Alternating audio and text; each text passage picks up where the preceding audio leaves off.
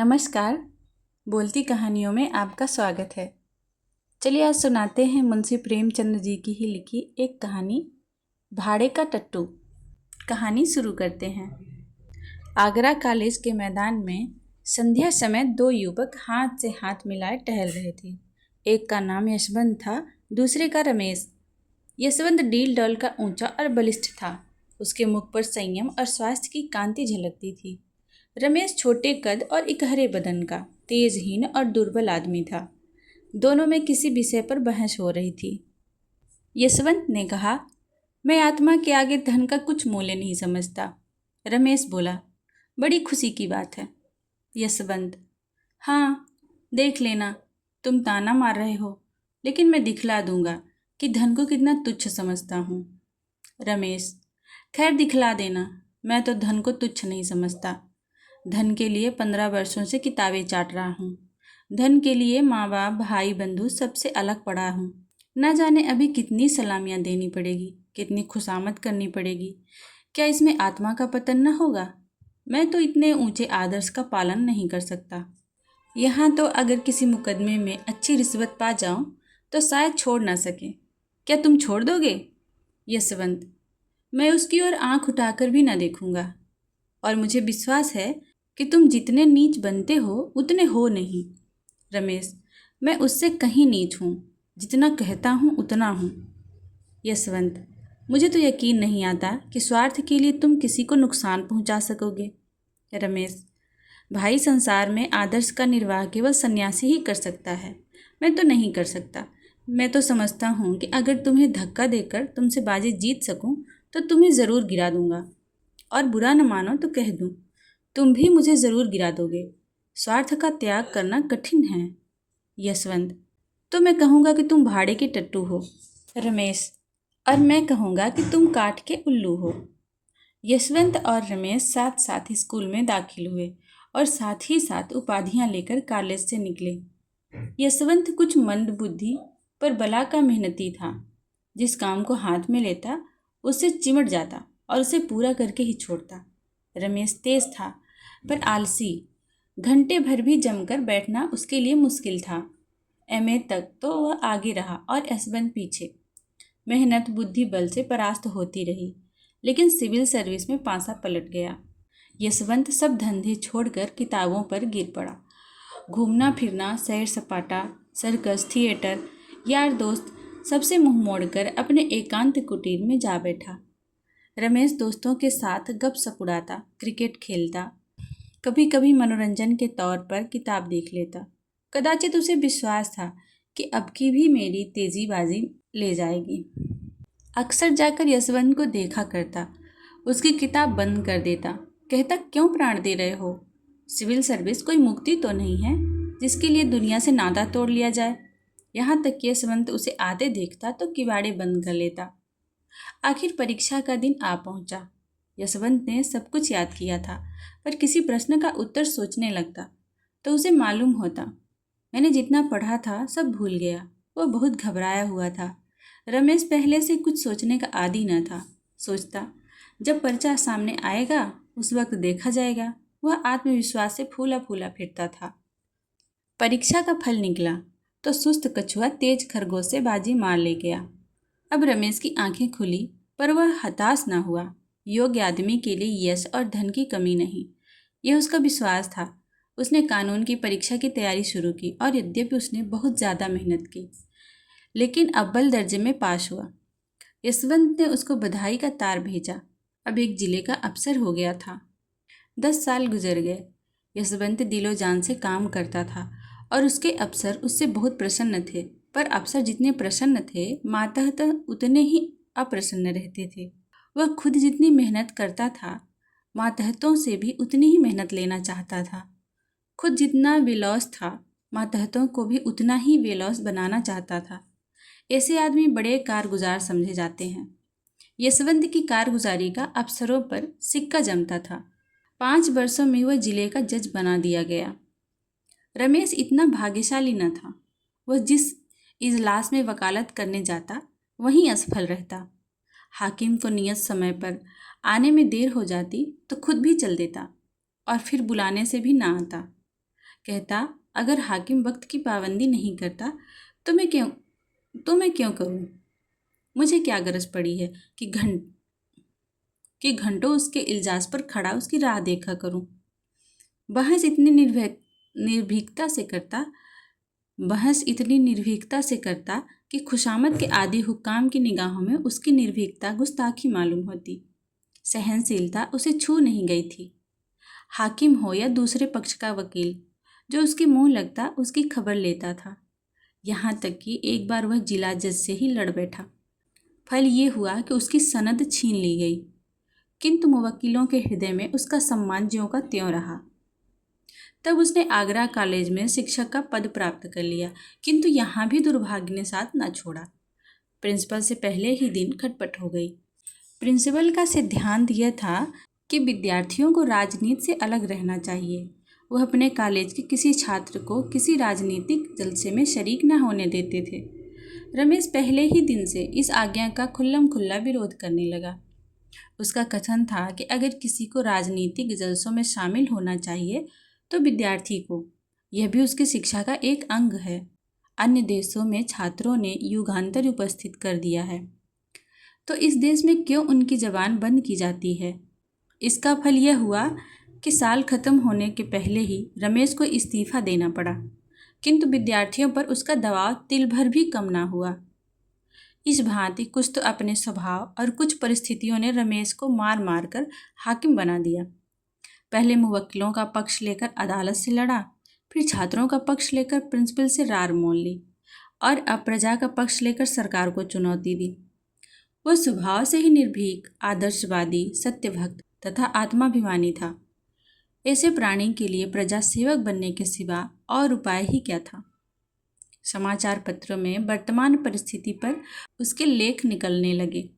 उसकी आलोचनाएं इतनी स्पष्ट, इतनी व्यापक और इतनी मार्मिक होती थी कि शीघ्र ही उसकी कीर्ति फैल गई। लोग मान गए कि इस क्षेत्र में एक नई शक्ति का उदय हुआ है। अधिकारी लोग उसके लेख पढ़कर तिलमिला उठते थे। उसका निशाना इतना ठीक बैठता था कि उससे बच निकलना असंभव था। अति संयोक्तियां तो उसके सिरों पर से सनसनाती हुई निकल जाती थी। उनका वे दूर से तमाशा देख सकते थे, अभिज्ञताओं की उपेक्षा कर सकते थे। ये सब शस्त्रे उनके पास पहुंचते ही ना थे, रास्ते में ही गिर पड़ते थे। पर रमेश के निशाने सिरों पर बैठते और अधिकारियों में हलचल और हाहाकार मचा देते थे। देश की राजनीतिक स्थिति चिंताजनक हो रही थी। यशवंत अपने पुराने मित्र के लेखों को पढ़ पढ़कर कांप उठते थे। भय होता कहीं वह कानून के पंजे में ना आ जाए। बार बार उसे संयत रहने की ताकीद करते, बार बार मिन्नतें करते कि जरा अपनी कलम को और नरम कर दो, जानबूझकर क्यों विषधर कानून के मुंह में उंगली डालते हो। लेकिन रमेश को नेतृत्व का नशा चढ़ा हुआ था। वह इन पत्रों का जवाब तक न देता था। 5वें साल यशवंत बदलकर आगरे का जिला जज हो गया। देश की राजनीतिक दशा चिंताजनक हो रही थी। खुफिया पुलिस ने एक तूफान खड़ा कर दिया था। उसकी कपोल कल्पित कथाएं सुन सुनकर हुक्कामों की रूह फना हो रही थी। कहीं अखबारों का मुंह बंद किया जाता था, कहीं प्रजा के नेताओं का खुफिया पुलिस ने अपना उल्लू सीधा करने के लिए हुक्कामों के कुछ इस तरह कान भरे कि उन्हें हर एक स्वतंत्र विचार रखने वाला आदमी खूनी और कातिल नजर आता था। रमेश यह अंधेर देखकर चुप बैठने वाला मनुष्य न था। ज्यों ज्यों अधिकारियों की निरंकुशता बढ़ती थी, त्यों त्यों उसका भी जोश बढ़ता था। रोज कहीं न कहीं व्याख्यान देता और उसके प्रायः सभी व्याख्यान विद्रोहात्मक भावों से भरे होते थे। स्पष्ट और खरी बातें कहना ही विद्रोह है। अगर किसी का राजनीतिक भाषण विद्रोहात्मक नहीं माना गया तो समझ लो उसने अपने आंतरिक भावों को गुप्त रखा है। उसके दिल में जो कुछ है उसे जबान पर लाने का साहस उसमें नहीं है। रमेश ने मनोभावों को गुप्त रखना सीखा ही न था। प्रजा का नेता बनकर जेल और फांसी से डरना क्या? जो आफत आनी हो आवे। वह सब कुछ सहने को तैयार बैठा था। अधिकारियों की आंखों में वही सबसे ज्यादा गड़ा हुआ था। एक दिन यशवंत ने रमेश को अपने यहाँ बुला भेजा। रमेश के जी में तो आया कि कहते, तुम्हें आने में शर्म आती है? आखिर हो तो गुलाम ही। लेकिन फिर कुछ सोच कर कहला भेजा, कल शाम को आऊँगा। दूसरे दिन वह ठीक 6 बजे यशवंत के बंगले पर जा पहुँचा। उसने किसी से इसका जिक्र ना किया। कुछ तो यह ख्याल था कि लोग कहेंगे मैं अफसरों की खुशामद करता हूँ, और कुछ यह कि शायद इससे यशवंत को कोई हानि पहुँचे। यह यशवंत के बंगले पर पहुंचा तो चिराग जल चुके थे। यशवंत ने आकर उसे गले से लगा लिया। आधी रात तक दोनों मित्रों में खूब बातें होती रहीं। यशवंत ने इतने में नौकरी के जो अनुभव प्राप्त किए थे सब बयान किए। रमेश को यह जानकर आश्चर्य हुआ कि यशवंत के राजनीतिक विचार कितने विषयों में मेरे विचारों से भी ज़्यादा स्वतंत्र हैं। उसका यह ख्याल बिल्कुल गलत निकला कि वह बिल्कुल बदल गया होगा, वफादारी के राग अलापता होगा। रमेश ने कहा, भले आदमी जब इतने जले हुए हों तो छोड़ क्यों नहीं देते नौकरी, और कुछ ना सही अपनी आत्मा की रक्षा तो कर सकोगे। यशवंत, मेरी चिंता पीछे करना, इस समय अपनी चिंता करो। मैंने तुम्हें सावधान करने को बुलाया है। इस वक्त सरकार की नज़र में तुम बेतरह खटक रहे हो। मुझे भय है कि तुम कहीं पकड़े ना जाओ। रमेश, इसके लिए तो मैं तैयार बैठा हूँ। यशवंत, आखिर आग में कूदने से लाभ ही क्या। रमेश, हानि लाभ देखना मेरा काम नहीं, मेरा काम तो अपने कर्तव्य का पालन करना है। यशवंत, हठी तो तुम सदा के हो, मगर मौका नाजुक है, संभले रहना ही अच्छा है। अगर मैं देखता कि जनता में वास्तविक जागृति है तो तुमसे पहले मैदान में आता, पर जब देखता हूँ कि अपने ही मरे स्वर्ग देखना है तो आगे कदम रखने की हिम्मत नहीं पड़ती। दोनों दोस्तों ने देर तक बातें की। कॉलेज के दिन याद आए। सहपाठियों के लिए कॉलेज की पुरानी स्मृतियाँ मनोरंजन और हास्य का अविरल स्रोत हुआ करती हैं। अध्यापकों पर आलोचनाएं हुई, कौन कौन साथी क्या क्या कर रहा है इसकी चर्चा हुई। बिल्कुल यह मालूम होता था कि दोनों अब भी कॉलेज के छात्र हैं। गंभीरता नाम को भी न थी। रात ज़्यादा हो गई। भोजन करते करते 1 बज गया। यशवंत ने कहा, अब कहाँ जाओगे, यहीं सो रहो और बातें हो, तुम तो कभी आते भी नहीं। रमेश तो रमते जोगी थे ही। खाना खाकर बात करते करते सो गए। नींद खुली तो 9 बज गए थे। यशवंत सामने खड़े मुस्कुरा रहे थे। इसी रात को आगरे में भयंकर डाका पड़ गया। रमेश 10 बजे घर पहुंचे तो देखा पुलिस ने उनका मकान घेर रखा है। इन्हें देखते ही एक अफसर ने वारंट दिखाया। तुरंत घर की तलाशी होने लगी। मालूम नहीं क्यों कर रमेश के मेज की दराज में एक पिस्तौल निकल आया। फिर क्या था, हाथों में हथकड़ी पड़ गई। अब किसे उनके डाके में शरीक होने से इनकार हो सकता था, और भी कितने ही आदमियों पर आफत आई। सभी प्रमुख नेता चुन लिए गए। मुकदमा चलने लगा। औरों की बात तो ईश्वर जाने, पर रमेश निरपराध था। इसका उसके पास ऐसा प्रबल प्रमाण था कि जिसकी सत्यता से किसी को इनकार न हो सकता था। पर क्या वह इस प्रमाण का उपयोग कर सकता था? रमेश ने सोचा, यशवंत स्वयं मेरे वकील द्वारा सफाई के गवाहों में अपना नाम लिखाने का प्रस्ताव करेगा। मुझे निर्दोष जानते हुए वह कभी मुझे जेल न जाने देगा। वह इतना हृदय शून्य नहीं है। लेकिन दिन गुजरते जाते थे और यशवंत की ओर से इस प्रकार का कोई प्रस्ताव न होता था, और रमेश खुद संकोचवश उसका नाम लिखाते हुए डरते थे। ना जाने इसमें उसे क्या बाधा हो। अपनी रक्षा के लिए वह उसे संकट में न डालना चाहते थे। यशवंत हृदय शून्य न थे, भाव शून्य न थे, लेकिन कर्म शून्य अवश्य थे। उन्हें अपने परम मित्र को निर्दोष मारे जाते देखकर दुख होता था। कभी कभी रो पड़ते थे, पर इतना साहस न होता था कि सफाई देकर उसे छुड़ा लें। न जाने अफसरों का क्या ख्याल हो, कहीं यह न समझने लगे कि मैं भी षड्यंत्रकारियों से सहानुभूति रखता हूँ। मेरा भी उनके साथ कुछ संपर्क है। यह मेरे हिंदुस्तानी होने का दंड है। जानकर जहर निगलना पड़ रहा है। पुलिस ने अफसरों पर इतना आतंक जमा दिया कि चाहे मेरी शहादत से रमेश छूट भी जाए, खुल्लम खुल्ला मुझ पर अविश्वास न किया जाए, पर दिलों से यह संदेश क्यों कर दूर होगा कि मैंने केवल एक स्वदेश बंधु को छुड़ाने के लिए झूठी गवाही दी। और बंधु भी कौन, जिस पर राजविद्रोह का अभियोग है। इसी सोच विचार में 1 महीना गुजर गया। उधर मजिस्ट्रेट ने यह मुकदमा यशवंत ही के इजलास में भेज दिया। डाके में कई खून हो गए थे और मजिस्ट्रेट को उतनी ही कड़ी सजाएं देने का अधिकार न था जितनी उसके विचार में दी जानी चाहिए थी। यशवंत अब बड़े संकट में पड़ा। उसने छुट्टी लेनी चाहिए, लेकिन मंजूर ना हुई। सिविल सर्जन अंग्रेज था, इस वजह से उसकी सनद लेने की हिम्मत ना पड़ी। बला सिर पर आ पड़ी थी और उससे बचने का उपाय न सोचता था। भाग्य की कुटिल क्रीड़ा देखिए, साथ खेले और साथ पड़े हुए दो मित्र एक दूसरे के सम्मुख खड़े थे। केवल एक कटघरे का अंतर था, पर एक की जान दूसरे की मुट्ठी में थी। दोनों की आंखें कभी चार न होती, दोनों सिर नीचा किए रहते थे। यद्यपि यशवंत न्याय के पद पर था और रमेश मुलजिम, लेकिन यथार्थ में दशा इसके प्रतिकूल थी। यशवंत की आत्मा लज्जा, ग्लानि और मानसिक पीड़ा से तड़पती थी और रमेश का मुख निर्दोषता के प्रकाश से चमकता रहता था। दोनों मित्रों में कितना अंतर था, एक उदार था, दूसरा कितना स्वार्थी।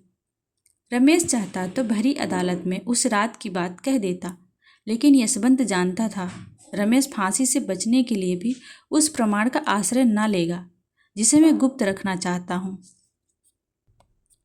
जब तक मुकदमे की पेशियां होती रहीं, तब तक यशवंत को असहज मर्म वेदना होती रही। उसकी आत्मा और स्वार्थ में नित्य संग्राम होता रहता था, पर फैसले के दिन तो उसकी वही दशा हो रही थी जो किसी खूनी के अपराधी की हो। इजलास पर जाने की हिम्मत न पड़ती थी। वह 3 बजे कचहरी पहुंचा। मुलजिम अपना भाग्य निर्णय सुनने को तैयार खड़े थे। रमेश भी आज रोज से ज़्यादा उदास था। उसके जीवन संग्राम में वह अवसर आ गया था जब उसका सिर तलवार की धार के नीचे होगा। अब तक भय सूक्ष्म रूप में था, आज उसने स्थूल रूप धारण कर लिया था। यशवंत ने दृढ़ स्वर में फैसला सुनाया।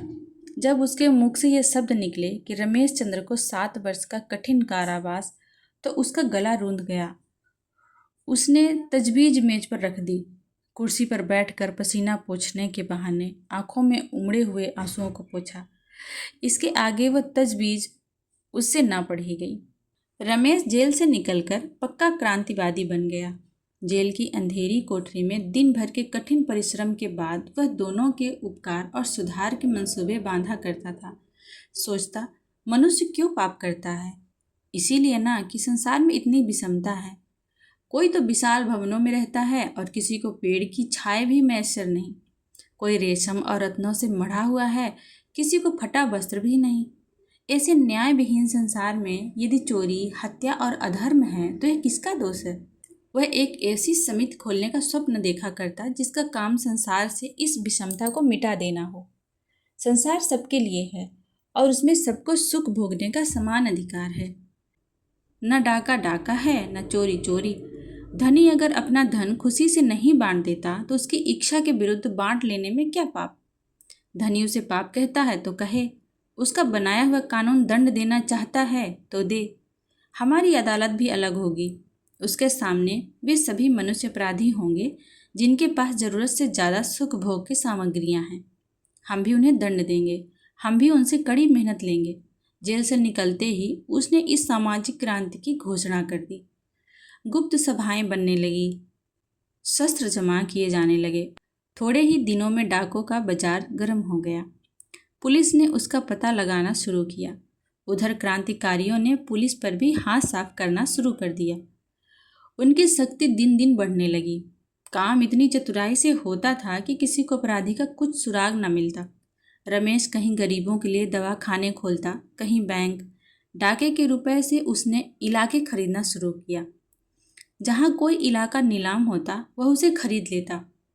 थोड़े ही दिनों में उसके अधीन एक बड़ी जायदाद हो गई। इसका नफा गरीबों के उपकार में खर्च होता था। तुर्रा यह कि सभी जानते थे, यह रमेश की करामात है, पर किसी की मुंह खोलने की हिम्मत ना होती थी। सभ्य समाज की दृष्टि में रमेश से ज़्यादा घृणित और कोई प्राणी संसार में न था। लोग उसका नाम सुनकर कानों पर हाथ रख लेते थे। शायद उसे प्यासों मरता देखकर कोई एक बूंद पानी भी उसके मुंह में न डालता, लेकिन किसी की मजाल न थी उस पर आक्षेप कर सके। इस तरह कई साल गुजर गए।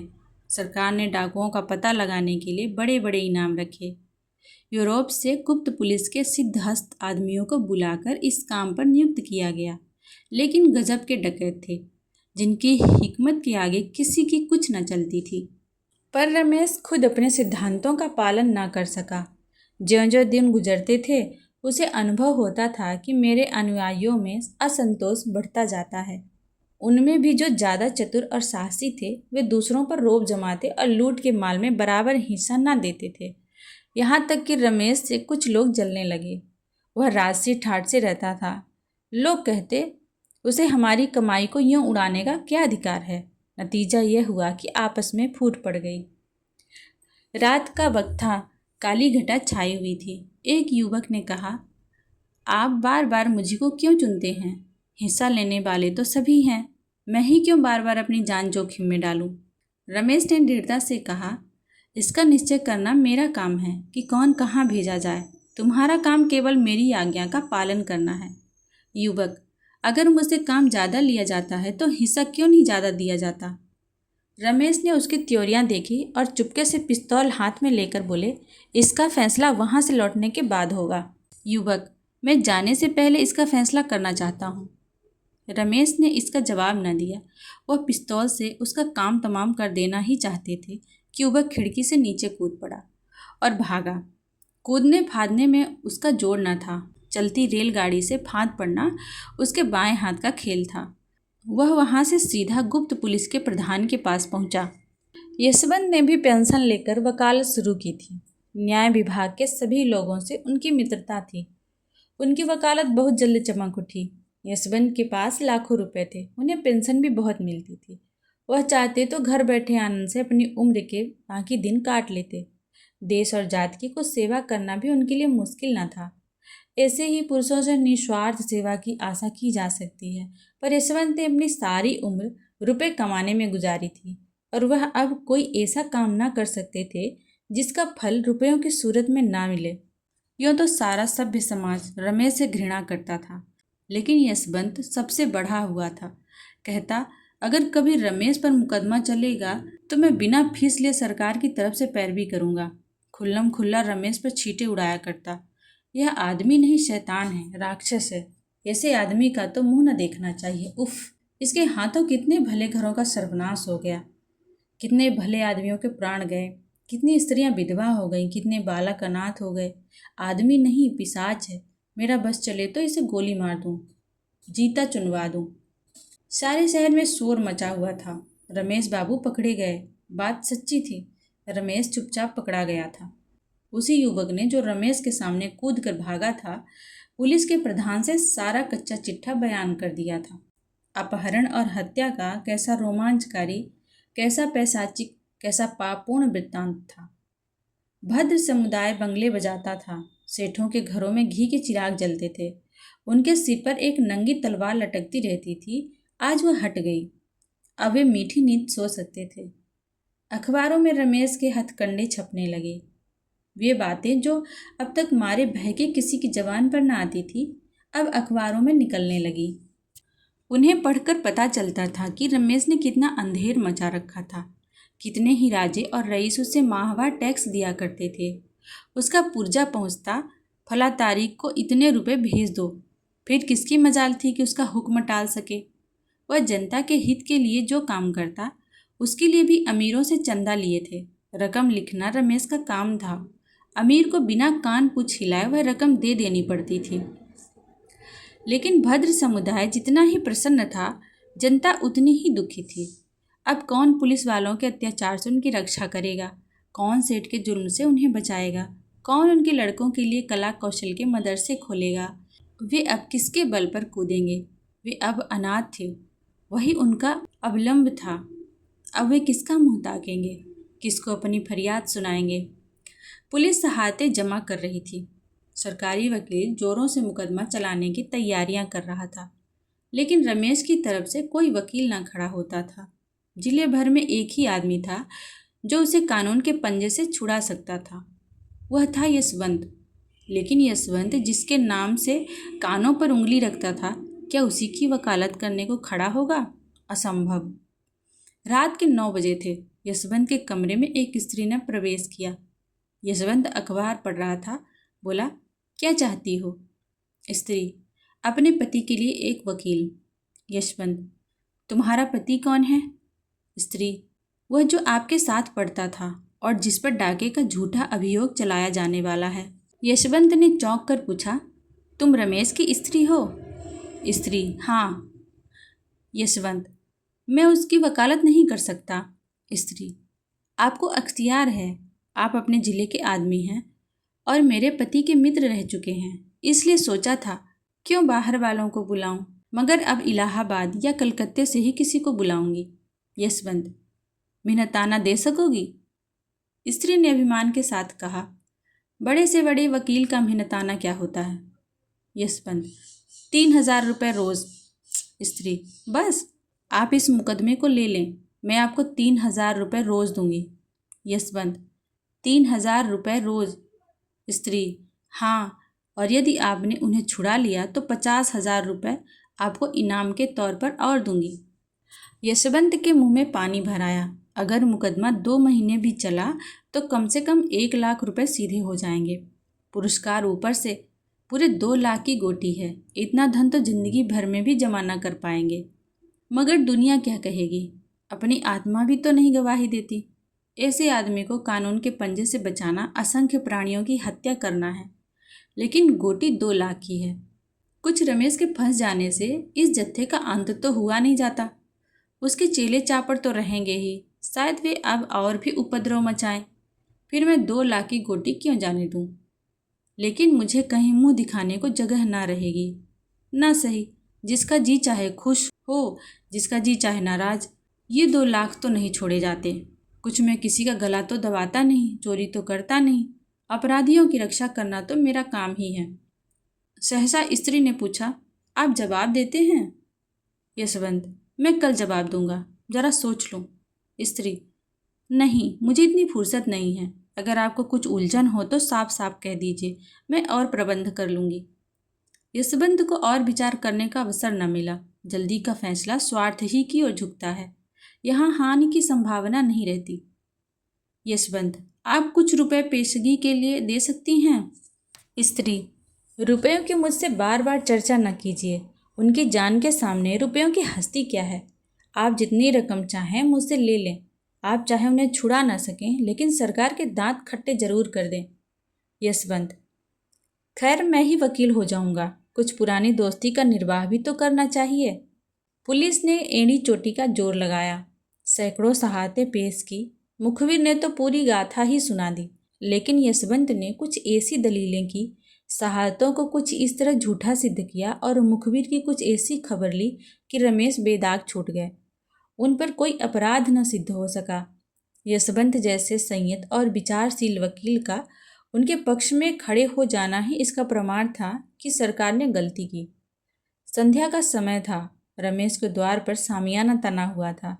गरीबों को भोजन कराया जा रहा था। मित्रों की दावत हो रही थी। यह रमेश के छूटने का उत्सव था। यशवंत को चारों ओर से धन्यवाद मिल रहे थे। रमेश को बधाइयाँ दी जा रही थी। यशवंत बार बार रमेश से बोलना चाहता था, लेकिन रमेश उनकी ओर से मुंह फेर लेते थे। अब तक उन दोनों में एक बात भी ना हुई थी। आखिर यशवंत ने एक बार झुंझलाकर कहा, तुम तो मुझसे इस तरह ऐंठे हुए हो मानो मैंने तुम्हारे साथ कोई बुराई की है। रमेश, और आप क्या समझते हैं कि मेरे साथ भलाई की है? पहले आपने मेरे इस लोक का सर्वनाश किया था, अब की परलोक का किया। पहले न्याय किया होता तो मेरी जिंदगी सुधर जाती, और अब जेल जाने देते तो आकबत बन जाती। यशवंत, यह तो ना कहोगे कि इस मामले में कितने साहस से काम लेना पड़ा। रमेश, आपने साहस से काम नहीं लिया, स्वार्थ से काम लिया। आप अपने स्वार्थ के भक्त हैं। मैं तो आपको भाड़े का टट्टू समझता हूँ। मैंने अपने जीवन का बहुत दुरुपयोग किया, लेकिन उसे आपके जीवन से बदलने को किसी दशा में तैयार नहीं हूँ। आप मुझसे धन्यवाद की आशा न रखें। कहानी को अंत तक सुनने के लिए आप सभी का बहुत बहुत धन्यवाद।